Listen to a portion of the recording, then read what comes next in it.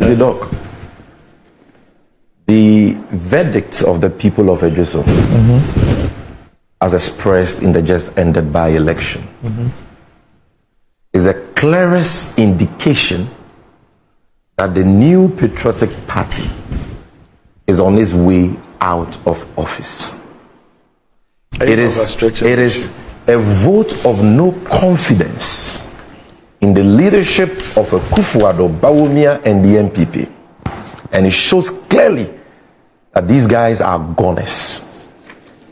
They are beyond redemption. Nothing can be done to save the NPP. It is very clear when you look at the results that they are already out of office. That is not to say that we are going to be complacent, but it is very refreshing to know that our efforts are yielding results. If you are a young person, you are a businessman, you are looking for a political party to support in the upcoming 2024 election, look no further. The NDC is your surest bet, because the new patriotic party has betrayed the trust of the people of Ghana. They have flattered to deceive on all their major promises, and as a result, Ghanaians, including their own stronghold voters, have lost confidence in them, and the signs are very clear on the wall. Look, I say this for three reasons. Number one, you see, Ejuso is not just a stronghold of the NPP. Ejuso is one of the Akan Ashanti dominated constituencies in the Ashanti region. Yes, the entire Ashanti region is a stronghold of the NPP, rightly so.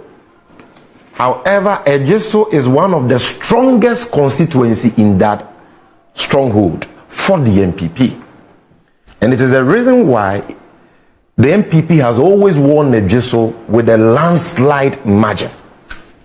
As you rightly pointed out, in the 2020 elections, the NPP won that constituency by over 82% of the valid votes. 82% of the valid votes.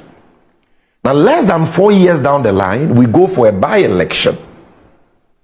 And you see, a by-election is not like a national election. Doc, a by-election is just an election for one constituency. Yet, it is national. National in what sense? National in the sense that the entire apparatus of the political party, in this case the NPP, and the government of the day are deployed just for that election in one constituency. So the attention on the constituency is higher than the attention that that constituency would have received in the general election. Because in the general election, you're talking about 275 constituencies receiving attention from the party apparatus, government, and so on. Here, one constituency receiving all the attention from the president, from the vice president and flag bearer of the NPP, Alhaji Bawumia, from the leadership of the New Patriotic Party, their party structures, and so on. They go into an election with a lightweight, an independent candidate who doesn't even have any structures on the ground. But an independent candidate. He's been MP for 2 terms or so. I'm coming. He has obviously his strengths, but a lot of weaknesses in the sense that as an independent candidate, he doesn't have the logistics, the resources, the systems and structures that can match even 1% of what an established political party like the New Patriotic Party has. All he had was his name and track record. All he has was integrity and reputation. Doc, you understand me? Yeah. That is all he had as a strength. He didn't have the resources, whether financial, logistics. I mean, he didn't have it in terms of people. He didn't have. And yet this person goes into an election with the NPP. In a constituency, the NPP won by over 82% in 2020. And the NPP manages to get a paltry 55%. 20 to now what? A paltry 55%. I saw Richard strenuously trying to justify this. You know, my heart missed a bit when I saw Richard. Not there. Now I just heard him in the studio trying to justify this monumental embarrassment. What did he have to say? He says, oh, in by-elections, turnouts are always low. Richard, that is not true. In fact, in some by-elections, turnouts are always high. Doc, you know I was very instrumental in that set of elections. You know the turnout for that set of election. What was it? 74.23%. Yeah. 74. Even in general elections, there are regions and constituencies that are not able to, achieve turnouts of about 70%. In a sense of a swing constituency, not a stronghold of the ruling party, a swing constituency, turnout was 74.3%. The turnout in the just ended Ejuso by-election was 49.1%. What does that tell you? It tells you that even members of the New Patriotic Party in their own strongholds have given up on them. They are no longer interested. Because the Global Info Analytics poll, said that 70% of the respondents were disappointed with the Akufo-Addo administration. So there's a correlation between that and the level of apathy. People are no longer interested. The NDC didn't participate, but even if we participated, how many votes? In 2020, if you're using what we got, 14,000, when the NPP had over 68,000. You understand? But the point here is that this is their stronghold. And they were on the ground. Richard Ahiagba was there with his troops. And they were led by Alhaji Bawumia. President Akufo-Addo was there for about a month. Yes, they were there. They were sleeping in people's house, going on house to house campaign, begging them come out and vote, and all that, and doing other things that I'll be talking about. Great. And in spite of all that, turnout 49.1%. This is yet again evidence that these guys are goners. Nobody should waste their time on the NPP. When I see businessmen still supporting them, I weep for them. They are gone. Their cup is full. God has given up on them. Ghanaians have given up on them. Because people have seen through their shenanigans and deception. Then you put aside the voter turnout.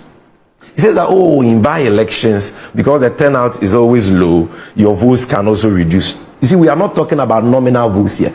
Already I've established to you that the turnout in the Senate of election was way higher, 74.3%.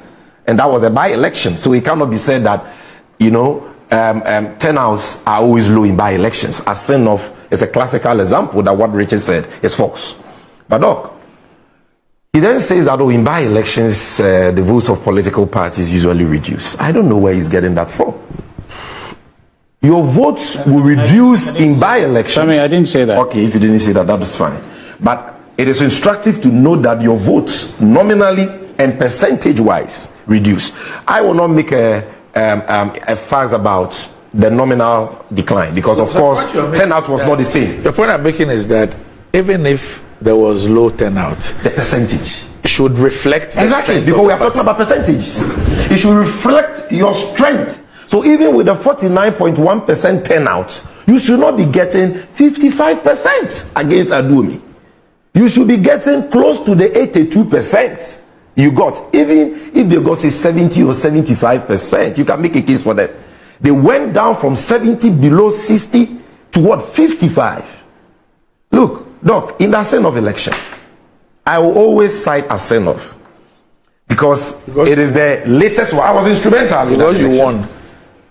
No, but it is the last by-election we had before this one. Right. And there is a reason why I'm not going to Kumawu, because the Kumawu one has some dynamics that, don't exist in the Ejuso and the sin of, cases. In a sin of, the NDC got 55%.